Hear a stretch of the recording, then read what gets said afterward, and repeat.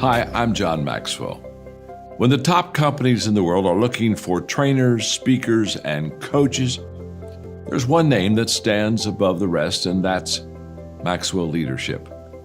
Our certified team members have gotten proven results for companies all over the globe, and our reputation, I'm proud to say, is second to none. Some of our members have risen to the top of their profession, including the one you're going to meet today. I proudly introduce you to my friend Bob Fabian Zinka. Welcome to the Leadership and Success Podcast with your host, Coach BZ. If you need to develop into a better leader, this podcast is for you. If you want to achieve a greater level of success, this podcast is for you. His mentor, Dr. John C. Maxwell, said it best: everything rises and falls on leadership. We hope to inspire you today and provide you with an insight that has the potential to positively impact the trajectory of your life. Welcome to the Leadership and Success Podcast.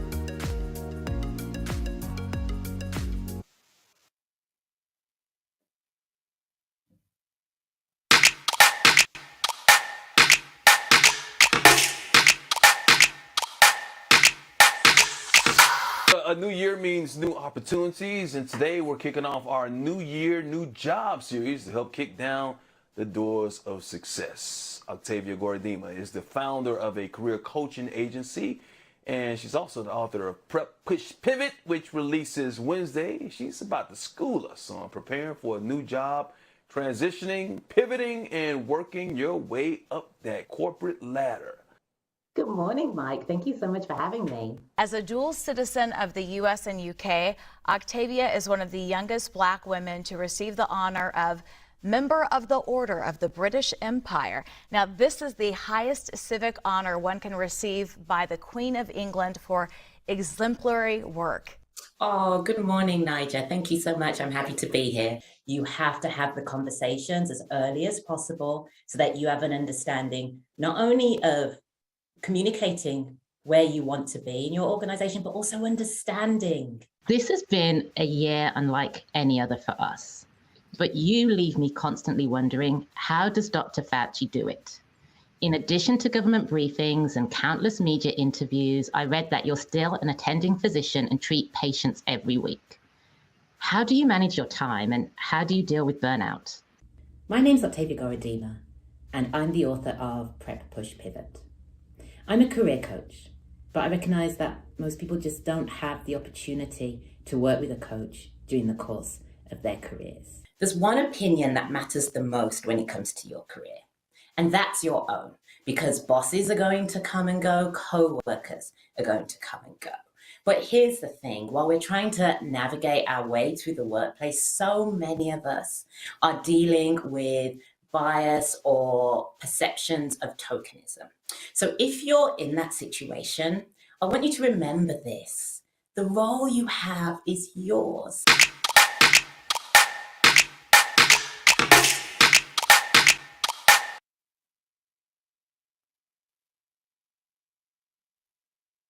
All right, everyone, this is Coach Busy. I'm so glad you are here with me live on LinkedIn and YouTube. And if you have a platform, to get started, let's do our moment of gratitude. It's going to take less than a minute.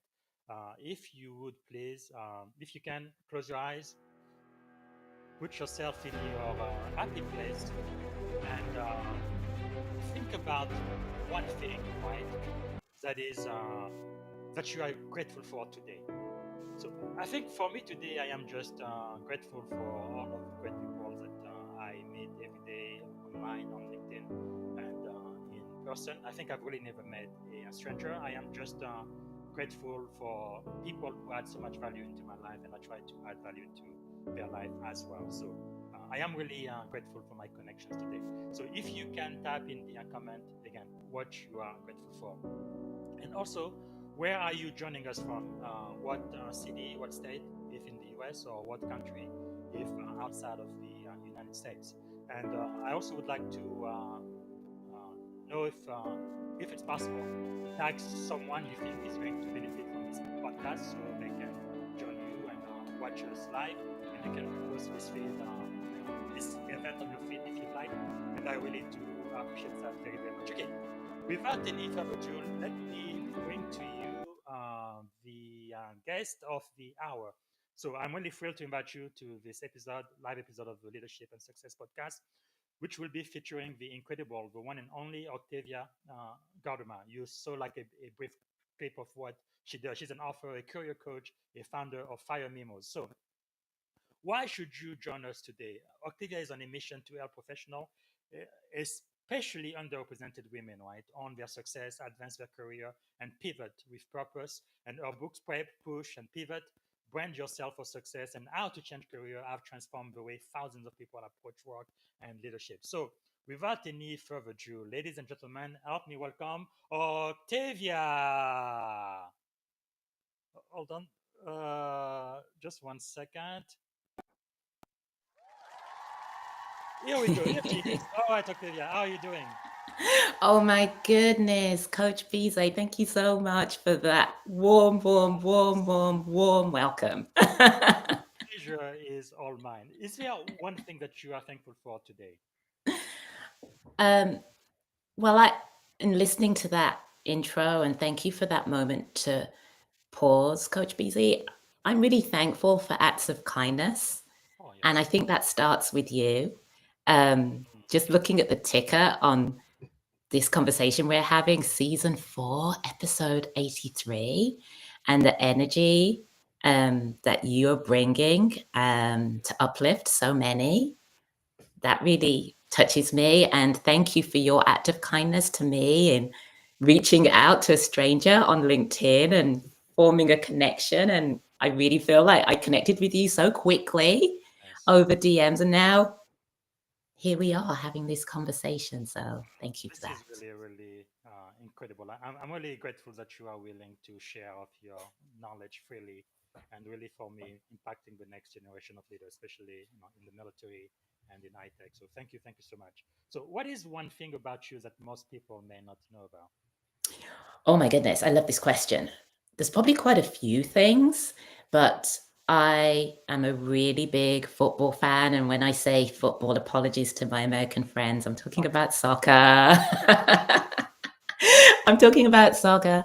And so I don't actually watch television on a regular basis. I could go weeks, but I do watch sports, and I do try and keep up with the Premier League. And even though I'm joining you from Los Angeles, my heart is at the City Ground in Nottingham. My team is Nottingham Forest. That is really, really incredible.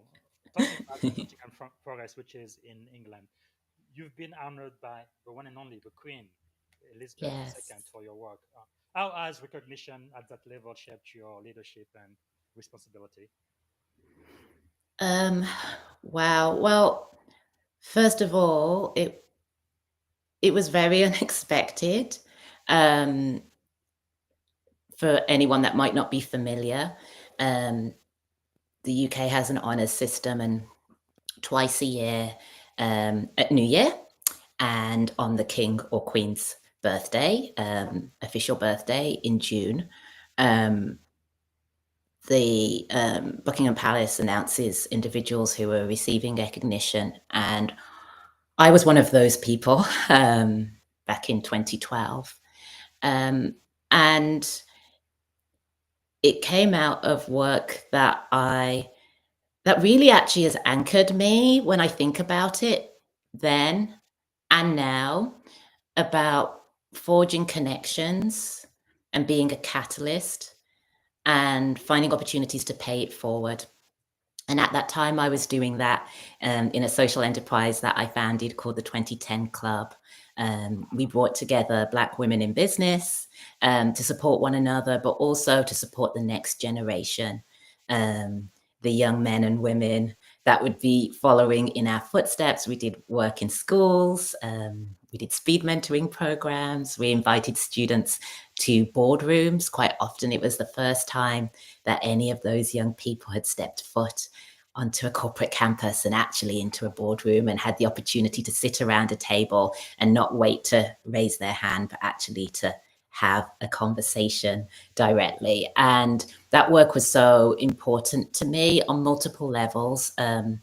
growing up, I never had a Black teacher. I never saw examples of anyone outside of my own immediate household and my own immediate friendship circles of people not just dreaming bigger, but operating at so many different levels in so many ways. And then also just for me personally, I constantly am motivated and inspired by people who are doing incredible things. And now as I get older, it's not just people who are perhaps older than me, it's also this next generation that are coming through and just doing things that just blow my mind. And so it was really energizing to me personally, but also I knew that we collectively, wherever we're at work or in business, we have a responsibility to make ourselves available to someone who might have a question or just might want to learn from us, because regardless of where you're at and what you're reaching for, there's always someone who's looking at you and would think,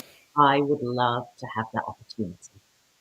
That's so true. And we can forget that sometimes. Wow, that is quite powerful. Thank you so much for really being one of our teachers today. And by the way, I want to acknowledge there is a Crystal Volkin who is saying they're watching us from South Africa. So thank you so much. So, Know what you're thankful for, Crystal, and if you have a question for Octavia, thank you for being there. So you moved right from England to Los Angeles. yes. I moved from the Congo to Silicon Valley. How did cultural shift influence your leadership style? I'm so sorry. Could you repeat that question? How did Cultural shift? impact?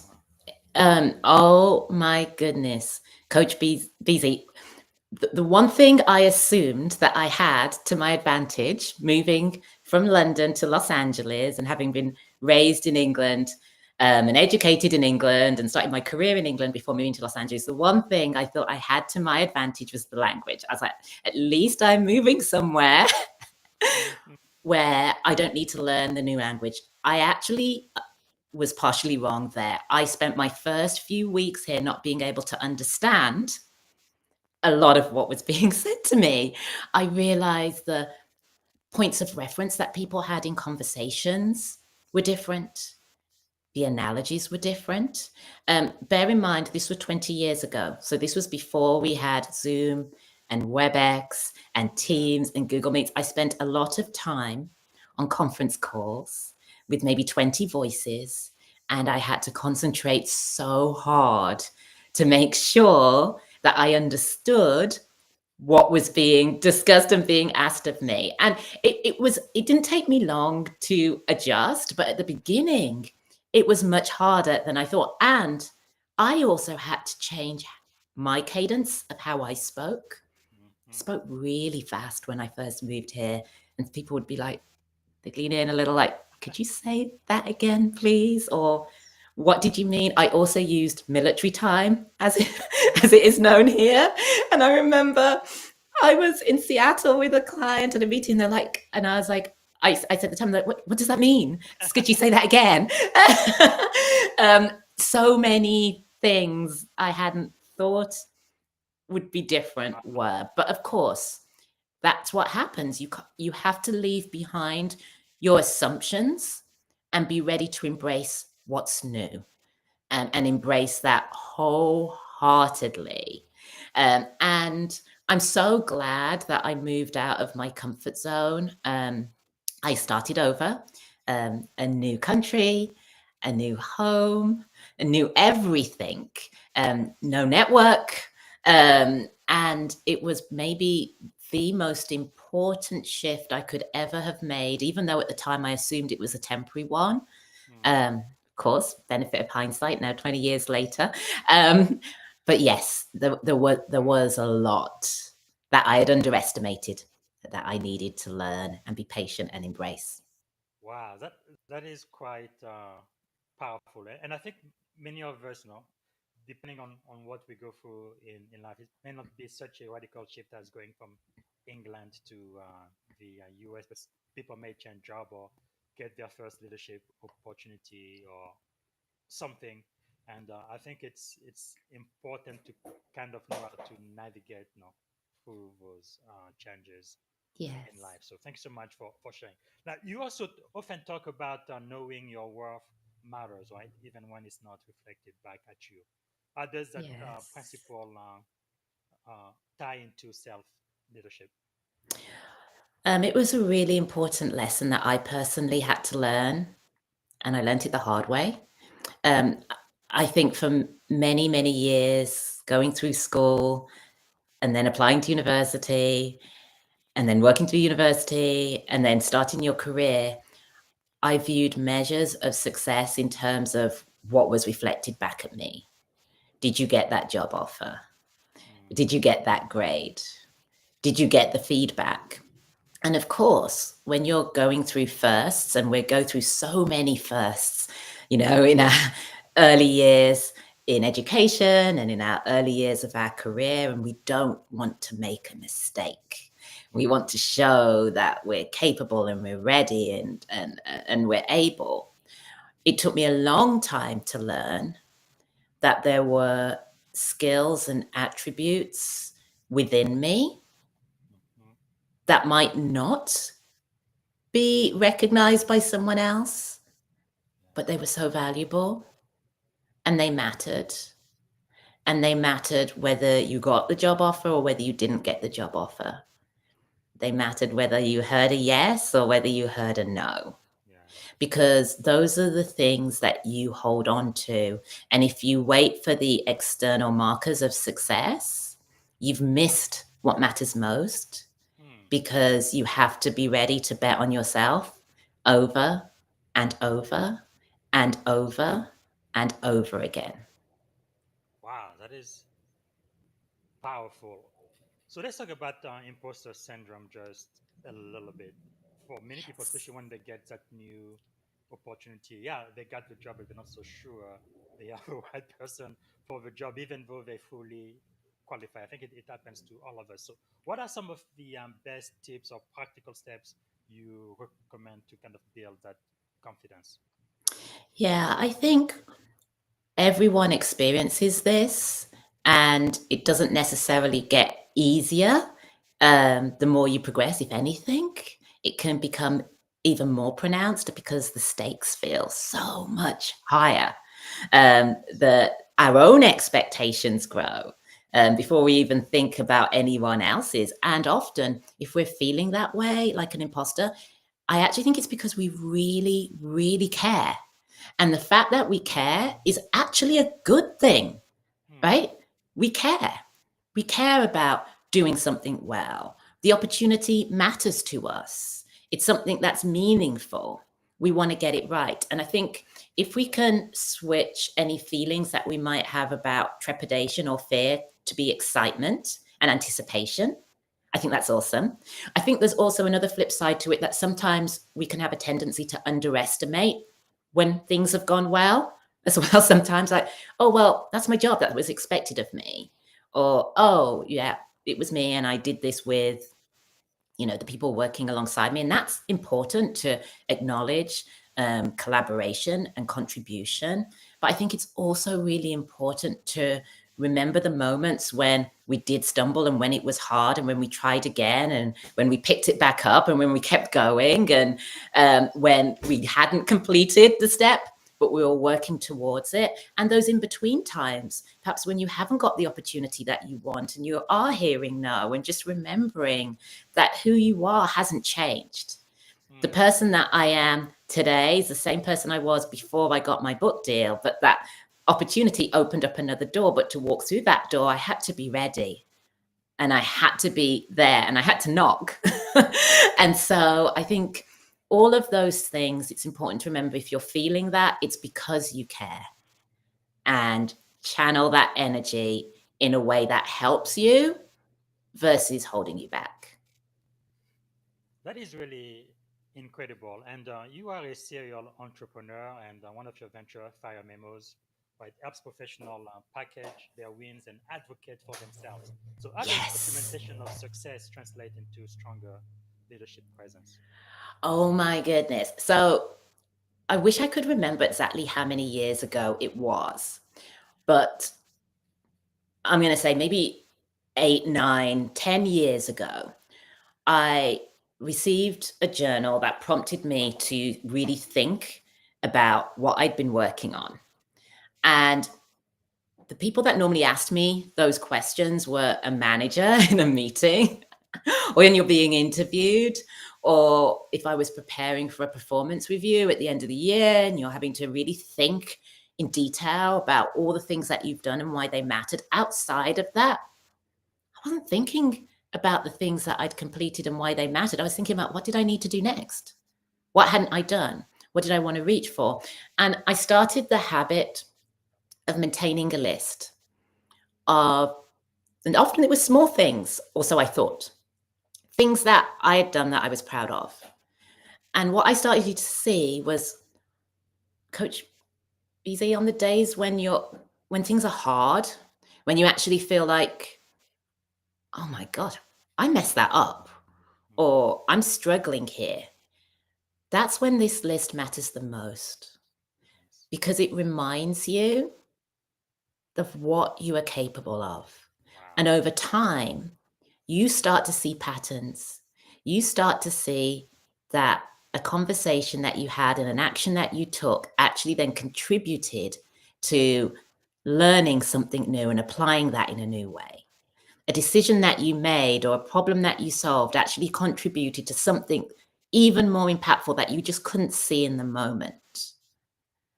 And connecting those dots for ourselves is so powerful, because even if you have a brilliant manager who's invested in you and cares for you, they're not going to see all of the things that you're navigating. They're not going to know all of the things that you find hard.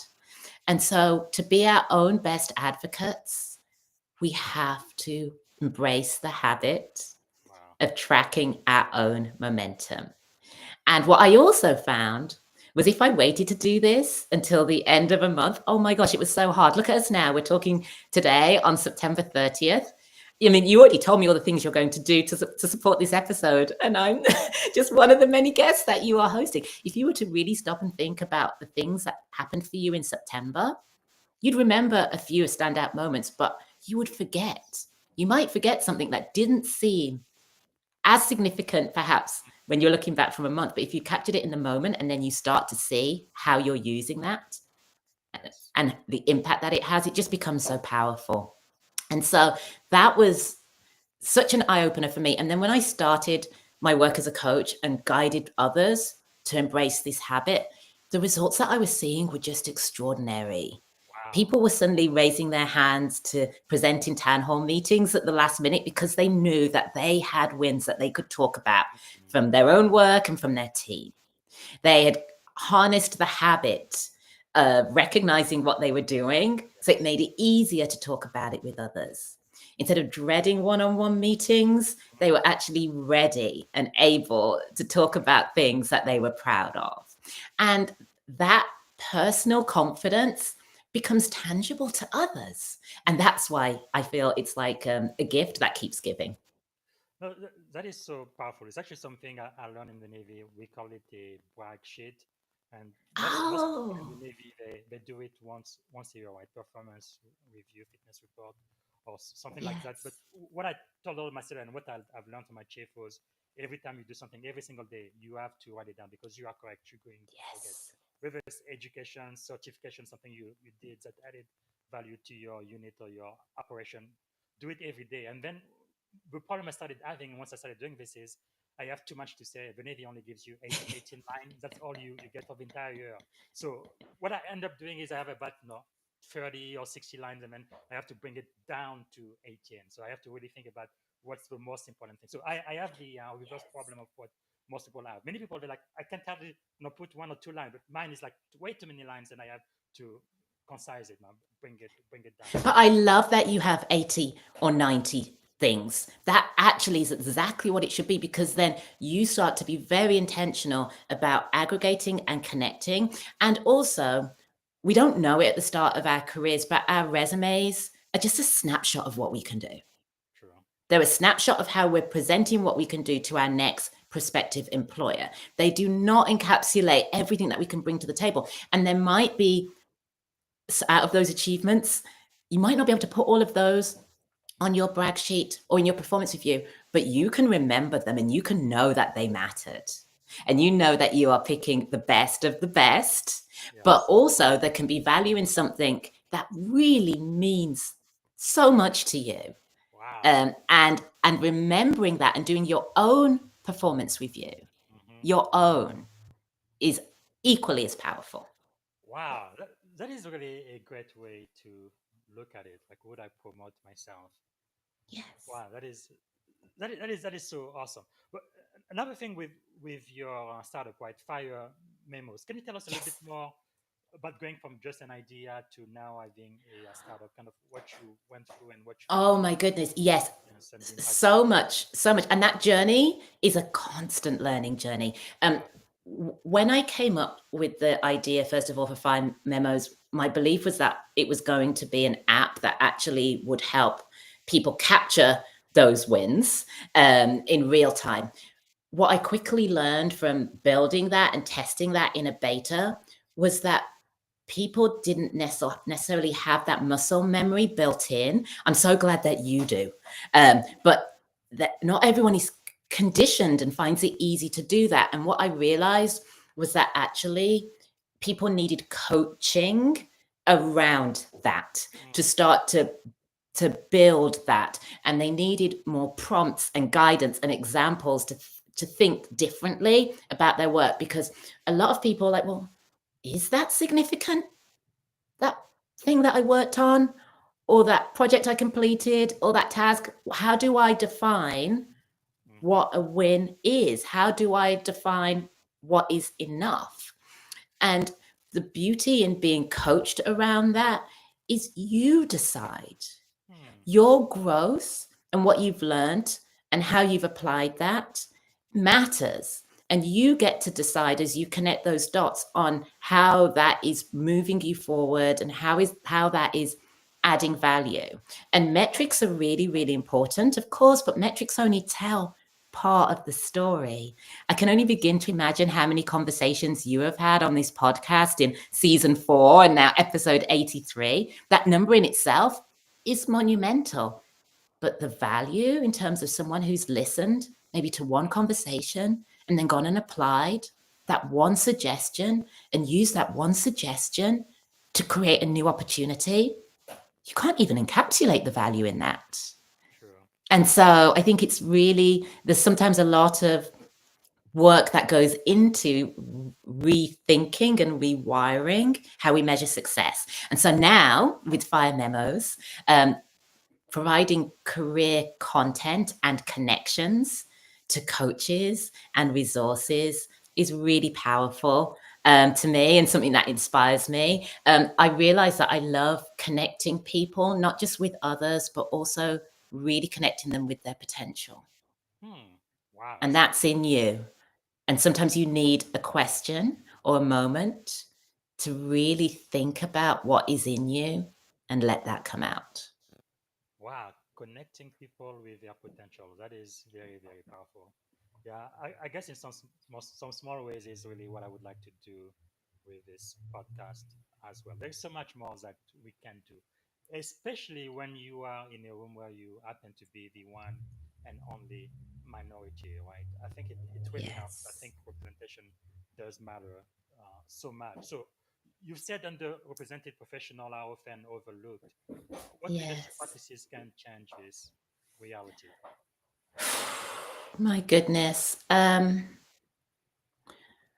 so much, especially now more than ever before, that make this moment a really poignant one. And I think it's really important for all of us to remember how we can pay it forward for others. In addition to thinking about what's difficult and what's challenging, what can we control? How can we show up? What names can we be bringing up in other rooms? Whose work can we be amplifying? You are doing that. You are doing that just by providing a platform like this. You are doing that in your intentionality and connecting with people on LinkedIn. We have more power than we may realize just in terms of the choices that we may make. and the way that we connect with others. And I think that's really, really important. I think also transparency as well, sharing how we have done things, what was hard, giving someone the behind the scenes perspective on how we're doing what we're doing, I think is so important. People might just see a job title or a bio that sounds very impressive and have no idea otherwise what it took to get there, to maintain that, to navigate that. And that's one of the main reasons why I decided to write my first book, Prep, Push, Pivot, because coaching is so transformative, because it's a safe space that you have, and you have someone that's invested in you, and it's a conversation that's centered on you and your work. But coaching can also be very elitist. It can also be very expensive. It's not necessarily accessible to anyone and everyone who may need it in that moment. And so for me, providing a resource that was affordable but accessible, and anyone could go to the library and borrow it, or if they wanted to choose to, could go online and order it, or go to Barnes and Noble and pick it up. But the library part actually really resonates with my heart. I enjoy the most when I see my book in libraries, because I spent so much time in libraries as a child, and I still go to the library to this day. But making information accessible, you don't have to become an author to make your story and your journey accessible. You can do that in conversation with peers. You can do that in terms of your network. You can do it within your community. There are so many ways that we can do that. And I think that matters, because when people see examples, it makes it feel attainable. Wow. And I think that's powerful. what matters. Say that one more time, please. When people see examples, It makes it feel attainable when they can see the examples and hear from those examples, and hear how that person navigated something hard, or what they learned from that experience. It just makes it feel like it's possible. And that has happened for me so many times, where someone shared how they did something, what they learned from it, and all of a sudden it got me thinking, I want to try that too. wow. That is really powerful. I believe Nelson Mandela said, right, it's impossible until it is done. But before you can do the Yes. impossible, you really have to think that you can actually do it. Like it's a possibility out there, and it may as well be you. So the last question I'm going to ask you for the first segment is, how do you see technology, especially emerging artificial intelligence, changing the way leaders coach, mentor, and evaluate teams? Oh my goodness, it's changing everything in real time. Just yesterday, someone connected with me on LinkedIn, and I just sent a note saying, thank you so much for connecting with me. And she voluntarily told me that she learned about my work via AI. And, and I have no idea how that happened, but there in real time is someone who hadn't heard of Octavia Goredema before, hadn't read my book, hadn't perhaps seen my profile popped up on LinkedIn, but had heard about me and my work via a tool that none of us were even thinking about or using in our day-to-day work, just even in a few years ago. It's transformative. I also know, though, of course, there are so many unknowns about how it's going to impact all the things that we considered to be true, all the things that we had prepared for or built towards in terms of how we think about our work and our roles, and this heightened emphasis on being as efficient and fast as possible. If we can use it to help our work, is great. But I think the one thing to also remember is that whether you're at the start of your career, the middle of your career, or more senior in your career, your experiences and your connections and your perspectives are so valuable. And that human connection is really powerful. And we should find ways, even as we perhaps use tools to augment our work, to make sure we maintain those connections, because that can't be replicated in the same ways. Wow. Okay, so that's it for segment one. Is there a question I should have asked you that I haven't asked yet? Oh no, you've asked a lot. That's great. Let's switch over to the second segment where we really focus on leadership. First one I'm going to ask you is, what do you think is the greatest lesson you have ever learned? Oh my goodness, so many. But if you don't ask, you will not get. Hmm. And when you ask, you may not get the first time, but that doesn't mean you shouldn't have asked. And that doesn't mean you can't keep asking. I would not be here talking to you today if I hadn't worked up the courage to ask my manager if it might be possible for me to work from the Los Angeles office. Wow. I spent weeks going back and forth. Oh my gosh, can I ask? What if they say no? Then they're going to think that I don't want to be here anymore. What am I going to do?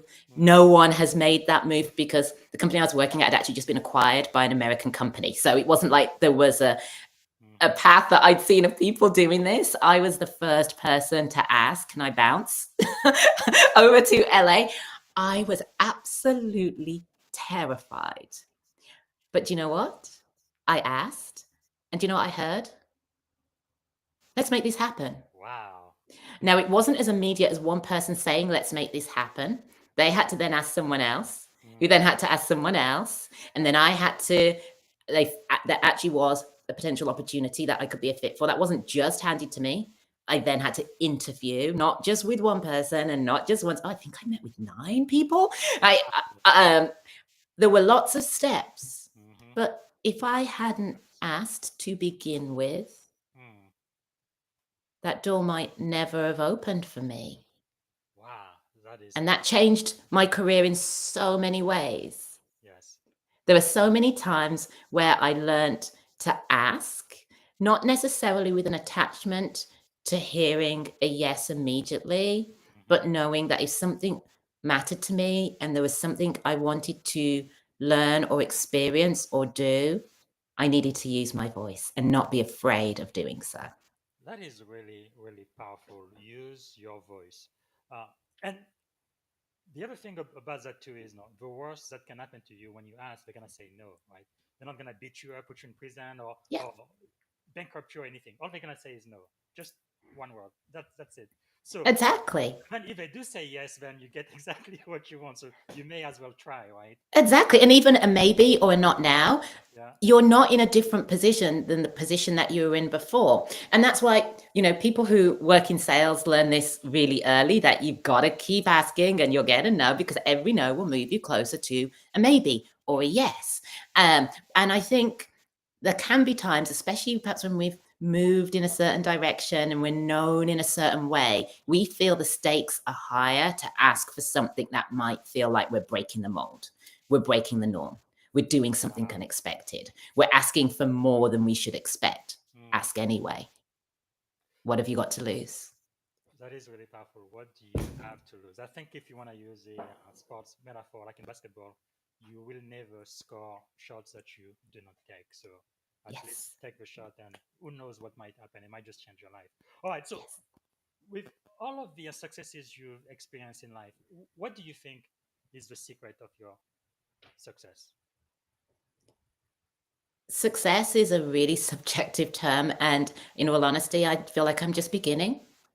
There are so many things that I want to experience and do. That does not mean I'm not proud of a lot of things. Some things are visible that I've done. There's a lot that aren't visible, that are growth measures for me in terms of habits and behaviors and learnings and experiences that I think are so important and so powerful. I think success for me has changed so much, and I'm sure it changes for all of us, of course, over the course of our careers. What we think we want, and often then we get it, and it's good and it's exciting, but then we realize actually that's just the beginning, or that's just part of it. I think, though, to answer your question, learning how to trust myself, even when the in between times, is the thing I'm proudest of. That is powerful. Wow. Okay.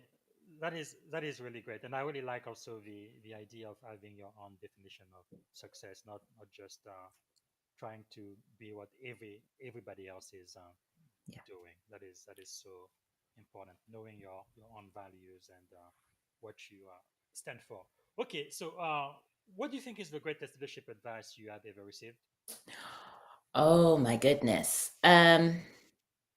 Very early on in my career, I was really good at raising my hand and saying no, but, and like thinking I was adding value in terms of pointing out something that perhaps wasn't going to work the way that our team thought it might, someone saying. And I remember very early on, my boss took me to one side and he was like, Octavia, don't just come to me with the problem, come to me with the solution. And I try and remember that constantly, also with myself. When I see something that's hard, okay, don't just think about the hard thing and Yes. what's a way around that? What could I do? What's a conversation I need to have? What can I learn from that? How can I push through this?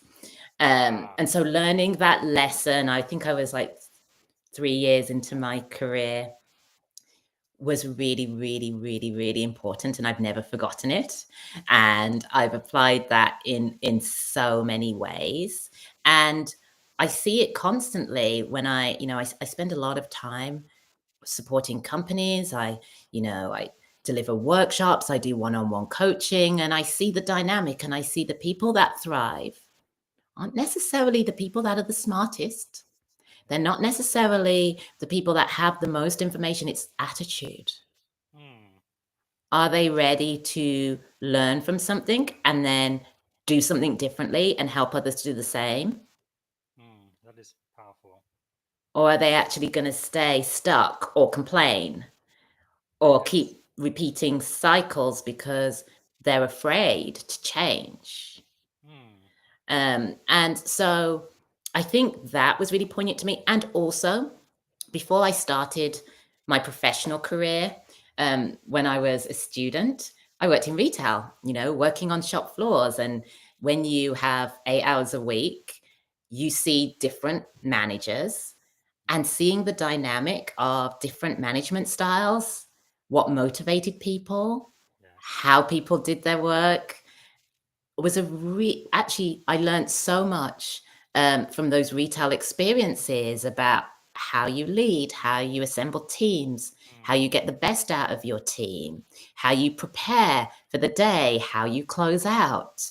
All of those things, even though I didn't continue a career in retail after I graduated from university and started my career, a lot of those lessons really stuck with me to this day. And I'm so grateful for them because I could see from the ground what it took to do the work, and to bring teams together. And so, yes, all of those early lessons informed so much. That is really, really powerful, everything you have said. I know one of my mentors used to say your attitude will determine your altitude. And he also Yes. said you hire for attitude and then you're going to train them for skills. But because that's some things that you can't really easily train people. But if you have nice people, then it's easier to teach them how to do whatever it is. And you also talked about emotional intelligence as well, not only being aware of yourself, but also being aware of your surroundings and paying Yes.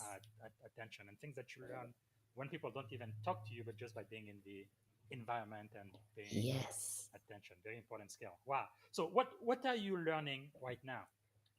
Oh my goodness. So many things. So writing has always been something I have loved and enjoyed.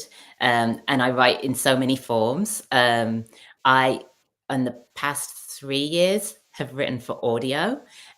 My most recent title is an Audible original called Brand Yourself for Success with Octavia Goredema. And that has been one of the most fun learning experiences of my career so far.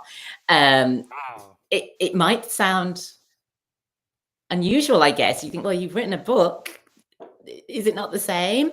And actually, no, writing for audio first, actually, I think is a skill that will help me with all of the writing that I will do from here on in, whether it's for our newsletter content, for Fire Memos, whether it's for LinkedIn, or whether it's for future books, because what it made crystal clear to me is the power of our voice. And I think this is especially important, especially when we're looking at what you were bringing up about AI and how it is what are the impact? And I see a lot of people leaning on AI tools for communication, and that's not necessarily a wrong thing to do. I use AI tools to help me edit and perhaps come up with ideas, but we have to remember our voice. Yes. Our voice. Wow. It's the most unique asset we have, and how we use it, whether it's in conversation or in meetings or how we write, that is everything. And when I was writing the script that I would narrate for this title, I would talk. I would start by talking. I would hit there's like a microphone button that you have in Word or in a Google Doc, and I would hit that button and I would start talking to share the ideas that I wanted to convey. I didn't start with typing, I started with talking. And then I went and edited and refined, and that process was so much fun. It was just so joyous to me. It's, I think, the most favorite piece of written work that I have created. And then when it came to narrating it, it just, it was a really special experience, and one that taught me a lot. I'm extremely thankful for that. That's really beautiful. Maybe you kind of alluded to it when I asked you about your definition of success. Now, most people, one side says success, the other side says failure. I Yes. think success and failures are really two sides of the same coin. Everybody knows about all of your successes, your books, your coaching, and all of that. But Yes. how has failure shaped your life? Oh my goodness.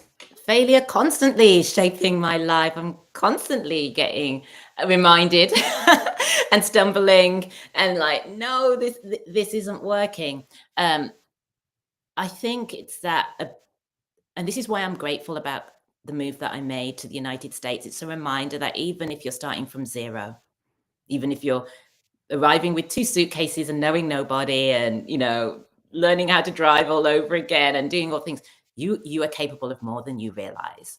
And anything that might be hard or didn't work actually is something that's going to make you better and stronger in the long run. It's hard to remember that in the moment, especially when it stings. Oh, and thank you, Christopher. Oh my gosh, thank you for listening to my Audible. I love hearing from people that have listened. So thank you so much for sharing that. But back to the fact, when you stumble and you don't get the thing and it doesn't work, oh my gosh, it hurts, right? It really, really hurts. And so I think recognizing that, but not letting that stop you, when things don't go to plan, pivot. Trust that you can do it. And so there were so many moments where I thought it was the end, and no, of course it's not. It's just the beginning. What a perspective. That's very empowering. And yeah, you are right. Thank you so much, Christopher, for letting us know that Brand Yourself a Success was amazing. I'm pretty Yeah. sure it was. And make sure to also get the other audiobook, right? How to Change Careers. Yes, that was my first Audible original. Wow, that is amazing. And also, Christopher, please let us know where you are coming from, one thing you are grateful for today, and if you have a question for the amazing Octavia while we have her live on LinkedIn. Thank you. Thank you so much.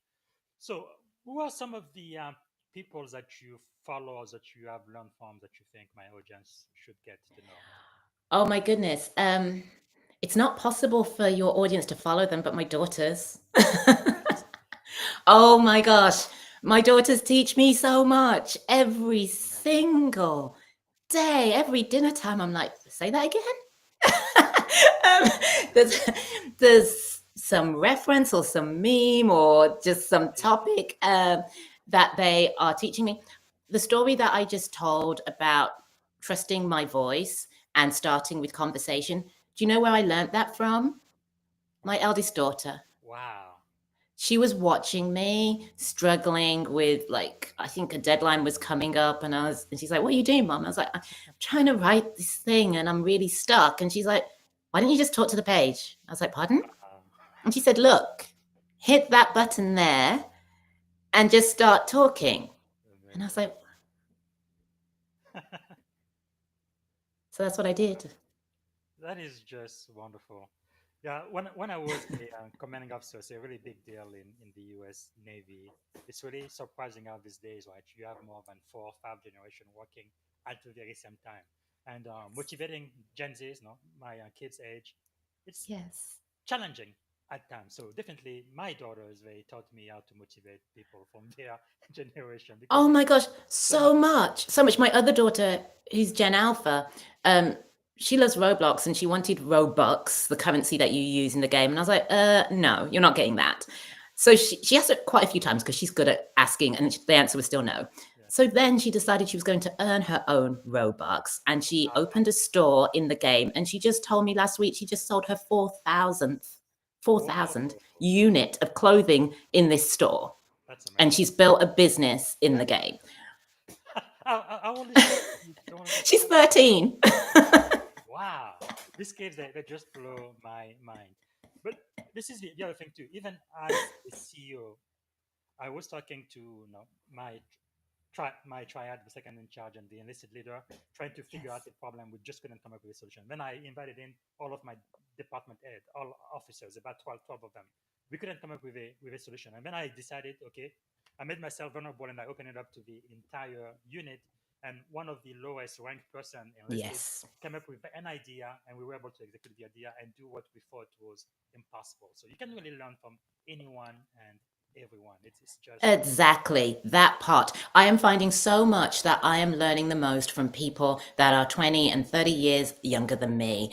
And it's really important, I also think, for organizations to think about reverse mentoring opportunities and providing the opportunity for early career professionals to connect, yes, with seniors, not the way that you think it might be, but the other way around, because there is so much that we can learn from others who have a mm, different vantage point in the same team organization. So I'm so glad that you shared that example as well, because I see it here in my household on a daily basis. that is really powerful. And by the way, Christopher is joining us from Canada and is grateful for his wonderful family. Thank you so much, Christopher. I appreciate Oh. that.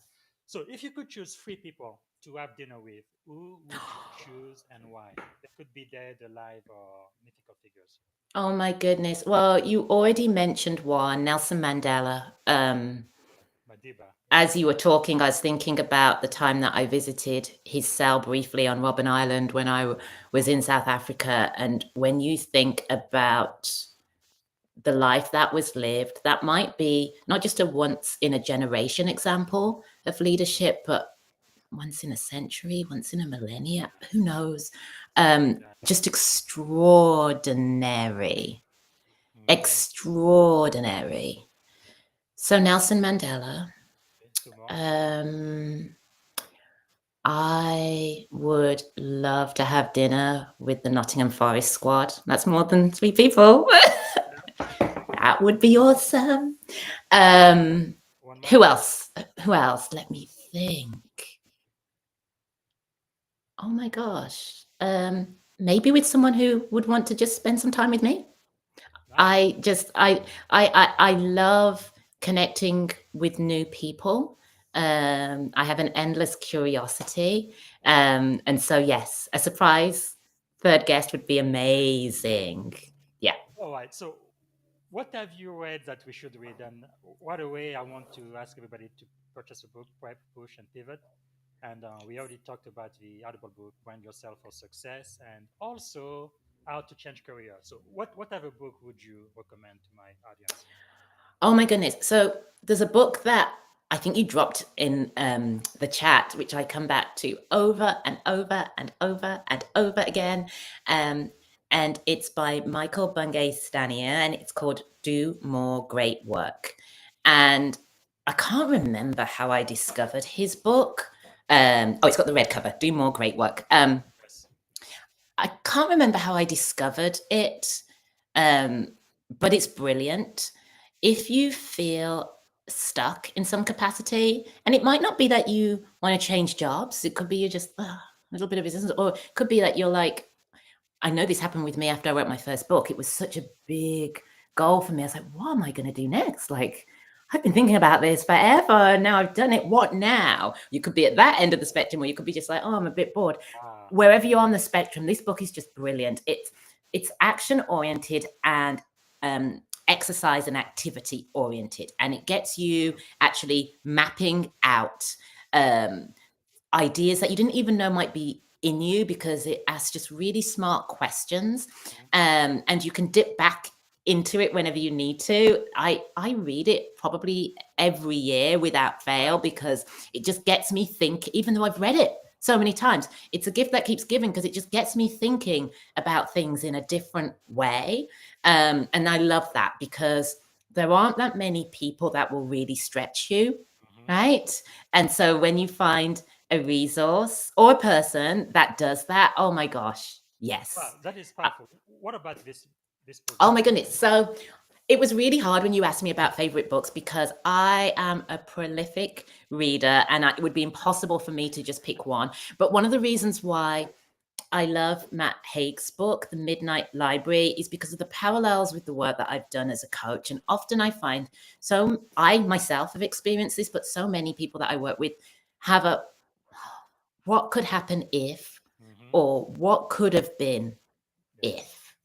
And we think and think and think about those crossroads moments where we could have gone in one direction, but we chose to go in the other. Or what could have happened if we had said yes to that opportunity or no to that opportunity. And what I love about Matt's book is the protagonist, Nora, is just in such despair, but really unaware in the moment of how rich the life she is living is. And also, the book shows there were endless possibilities for her.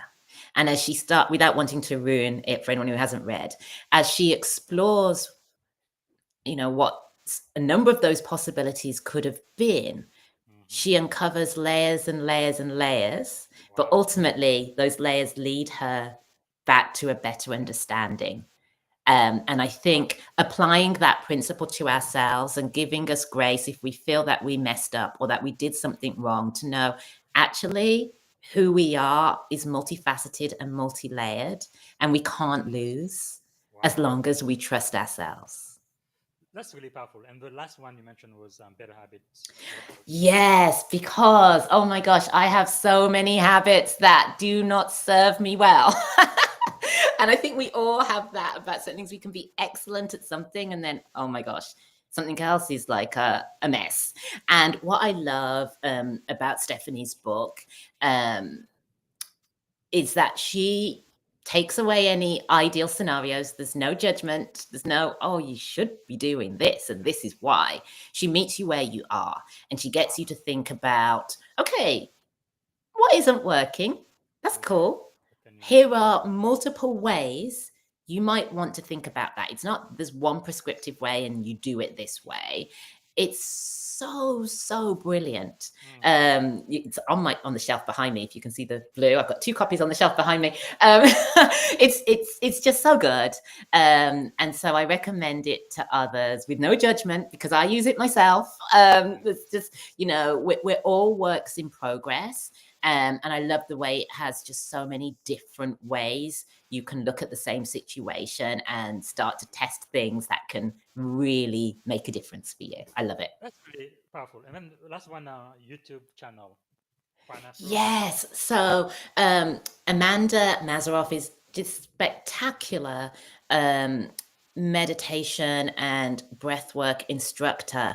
And our paths crossed. We were both at the same event, and we got talking, and we have been friends ever since. And her instruction is just so powerful and taught me how to be really still in moments in my workday and how to think about how I breathe. No one had ever taught me that before. And I remember I was going into a very stressful meeting for Fire Memos, and this meeting was going to be about an investment in my business. And I didn't know how that meeting was going to go, but I knew it was going to be, maybe a tough one. And I happened to go to a live stream she was doing beforehand, and I actually didn't know how long it was going to be. And I'm glad that it was long, because oh boy, did I need it. It recalibrated me completely, and it just made such a monumental shift. I went into that meeting, I was calm, I was present. The meeting was just fantastic, but my energy had changed, and our energy is so important. And so I discovered meditation a few years ago, in a period of really high stress. And I know now that when I miss the moments when I normally meditate, my day is not the same. And I think finding that intentionality and having someone with the warmth and wisdom that Amanda has on her channel, which is accessible to anybody via YouTube, is just such a gift. So yes, that's why I recommended that. Another lesson out of that too is there are a lot of things I think that are essential. They are important, but they are not urgent. So there is no urgency to meditate, to pray, or to take time off or whatever. But many times, or if you don't do that, eventually you are gonna pay for it. But you're gonna get sick, overstressed, and whatever. So you really need to make time in your schedule for those few things that are important but not urgent. But they have to be urgent on your calendar daily. It is so important. You know, my youngest daughter, her 4th grade teacher actually taught the class how to meditate. And I found that out by chance. My daughter mentioned it. I was like, so excited to hear that, because I wish I had learnt those skills when I was young. It would, oh my gosh. Wow. Yes, it would have been incredible. I think we are past over now. Can you give me 5 minutes before? I absolutely can. I'm going to try to end this plan all day and all night, but we don't need to bring this to a stop. I know you are super busy, and I'm so grateful, Octavia, that you are on the podcast today, learning so much from you, and I really love your energy. So one thing I want to ask you is, if you had one day and only one day to live, what would you have liked your final contribution to be? Oh,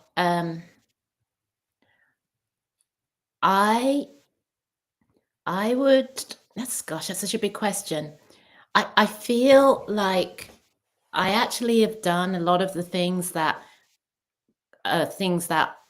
matter and important to me. And so if I had the opportunity to spend that day with my loved ones, then that's all I could possibly ask for. It's my anything that could even be connected to me comes through me and my daughters, and whatever they go on and do next. So yes, anytime with them, it's an incredible day spent. Then let me ask you this then. When you wake up in the morning, is there a specific problem you would like to solve? I'm endlessly curious. So while I'm not necessarily thinking it's a problem I want to solve, I'm often thinking, what can I learn today? I think that's why I love listening to podcasts so much. And I don't watch TV unless it's Nottingham Forest, because when I'm listening to a podcast, I always learn something. Always. And I listen to a podcast every single day. So I love learning, and then I will try and apply it. Sometimes it's immediate. That happened with me actually already today. I applied something that I heard on a podcast yesterday. I applied it this morning.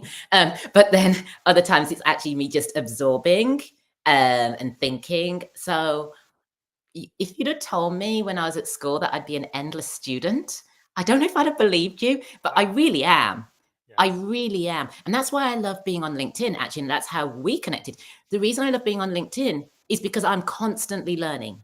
Every single time I log into that platform, I see something on that feed that teaches me something that I didn't know. And I love that. That is really powerful. I don't want to put you on the spot, but if you can let us know some of the podcasts you listen to, I think we'd like to subscribe. Oh, yes, of course. Well, now we're I'm going to be listening to every episode that follows of the Leadership and Success podcast. Deepak Chopra has, I love him, so many audio resources, podcasts and audiobooks.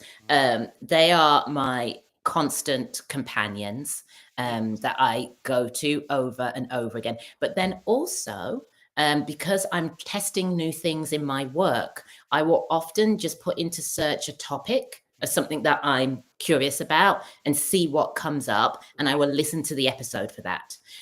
So it's not always that I'm religiously going to someone's podcast. And the other thing that I do is when I listen to something and it's helpful to me, I might listen to it 3 times. So I'll go back and listen to it again and again and again. I bookmark it. So it's not necessarily that I'm waiting for the newest episode to drop and then I'm listening to that new episode.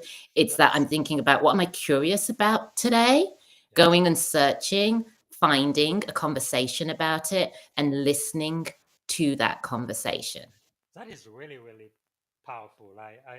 That's actually better than naming a specific podcast, because then people can find podcasts that will be tailored to what they are seeking or trying to learn at the time. Yes. Yeah, That's what I do. That's what works for me. And then I love that I get an element of surprise because I get to learn about the host that maybe I didn't know before and the guest if they have one. And sometimes it's solo podcasts. But I always learn something. That is really, really great. So if there was a song, a book, or a movie that would be your life's theme or anthem, what would it be? Song is really, really hard. But I did have the opportunity to see Stevie Wonder perform.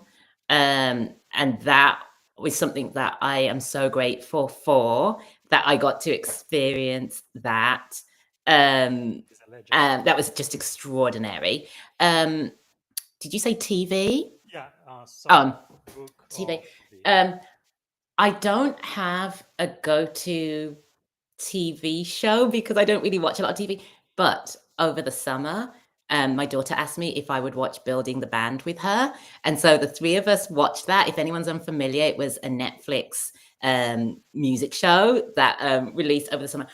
I thought that was incredible. What I loved about it was the bands had to form without seeing one another and just hearing each other's voices. And then the team dynamics were really interesting in terms of how they were deciding who they would work with. And everyone was so talented.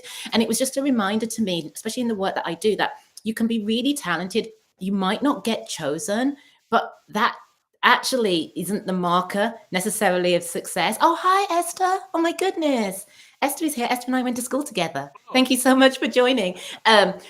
I absolutely loved that show. And I haven't told my girls, but I bought tickets to take them to see 2 of the acts that were on that show. So we're going to be going to that as a surprise.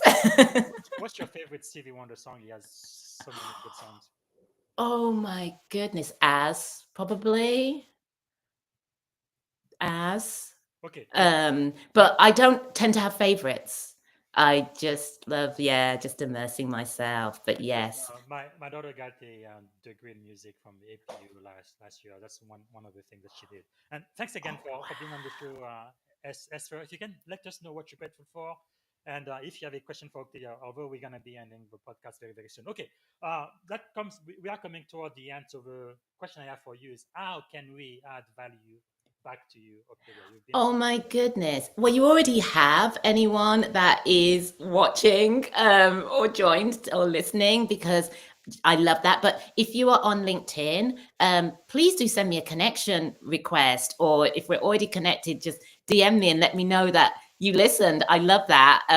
So yeah, I love meeting new people. So don't be shy about doing that. Please do reach out to me on LinkedIn. I know this woman here. How did you meet her? Oh my goodness. So I met Miss Oprah Winfrey last year. I was invited to deliver a 2-hour workshop at a conference that she hosted, a leadership and education conference for the scholars that she supports going through their college degrees. And she bought 50 copies of Prep Push Pivot, my book, I think, for the attendees there. And so it was just so extraordinary to meet her, especially because on her 60th birthday, which I think was about 12 years ago, I wrote an article about her impact on Black British broadcasters in particular. And that article was published by the Guardian newspaper. And so it felt like a full circle moment to as powerful. so many of us, of course, to see her and look up to her as a role model, but to write about the impact of her work and interview broadcasters whose work she has impacted, and then to have the opportunity to support her program and then to meet her was That just, is yeah. wonderful. Tell us about Fire Memo and why people should subscribe to it. Oh, so Fire Memos is a newsletter that you can receive for free twice a week. On Mondays, we send out a newsletter that is really about starting your week off right and building that momentum and thinking about what you did that mattered the week prior and not just what you're adding to your to-do list, but actually having that moment to think. And then on Fridays, we go deeper and we think about how you can sustain that momentum. And we often invite a career expert, another career coach to answer a question from our community, like a tough question, something that's hard, something that you're trying to navigate, something that you need help with to move forward. And we share a perspective on that and also actionable next steps that you can take. And so, yes, if you are invested in doing more and reaching for more and really recognizing your progress as you do so, please do subscribe to Fire Memos. Thank you. Thanks so much for your time. I really, really do appreciate that. Before we close the show, is there a neat question I should have asked you that I haven't asked, Octavia?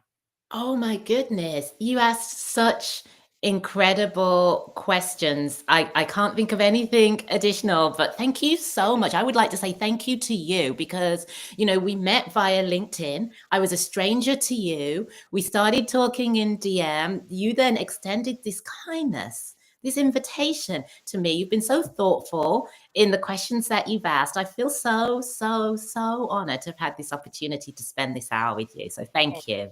To land the plane, let me ask you the most important question of the show. If you could go back and give a piece of advice to your 17-year-old self, starting Oh, this incredible career you've had, what would you say okay. to 17 year So old? when I was 17, I was at school with one of the people watching, Esther Liskaru, and I was so afraid. I was so afraid of making a mistake. I was so afraid of messing up my A levels. I was so afraid of getting rejected from university applications. I was so afraid to pick a major that, I was just so afraid. And the advice that I would give to myself is you have everything you need. Wow, You have everything you need. Dream big. that's powerful. Pursue what excites you. Hmm. That's what I would say. That is very, very powerful. We could unpack that for a while. Thank you. Thanks so much. Okay. Really, really quickly, Van. When you were a kid, what did you want to be when you grow up? I wanted to be an author. Ah, that's exactly what you are. Look at you. but it took me a long, long way to get. And I have to say this: I gave up on myself way, way, way before I should have. So when is And your next book going to be published? I honestly don't know.